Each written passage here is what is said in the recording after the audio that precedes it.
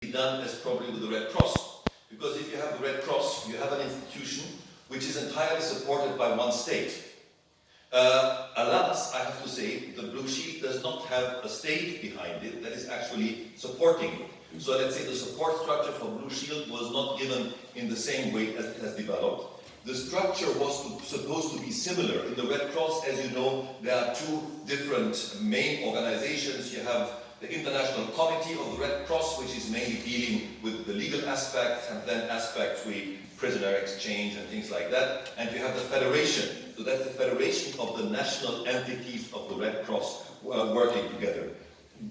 We had at Blue Shield, initially, the idea was to create something which would be similar to that. And the initial organization of it was also similar to that. So, 1954, the concept was born to kind of really do an institution that could do this type of work. And then, like so often in international institutions, for a very long time, absolutely nothing was happening. Nobody, the recognition was there that something had to be done, and then everybody said, it's great, we have the recognition, but then there was nobody there actually taking the baton and running with it, and starting to create an institution. So there were, for many years, there was more legislation coming up, which was very interesting legislation, and great legislation to help us today, but still an institution was not there.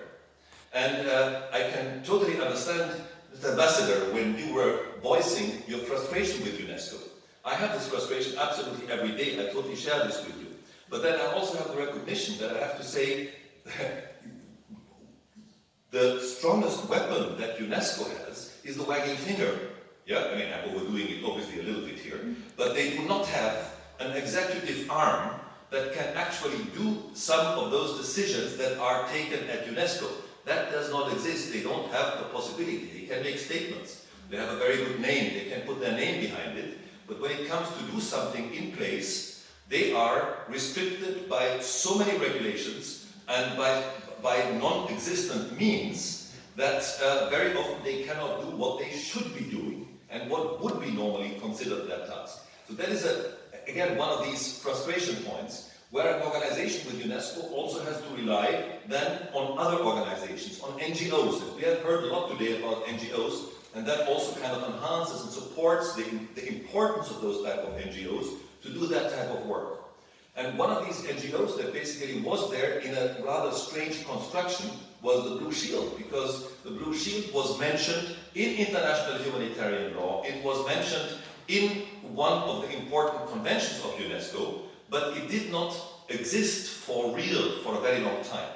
And actually, not really very much happened, and allow me to make some big steps in describing this. Not very much happened until the year 96. In 96, we could see the first elements of a second protocol to the Hague Convention coming up, and that was becoming a very important protocol to that convention because it was kind of much more putting the responsibility of individual soldiers and things like this into perspective. So also Blue Shield was becoming more active and making a conference and saying we should finally create that institution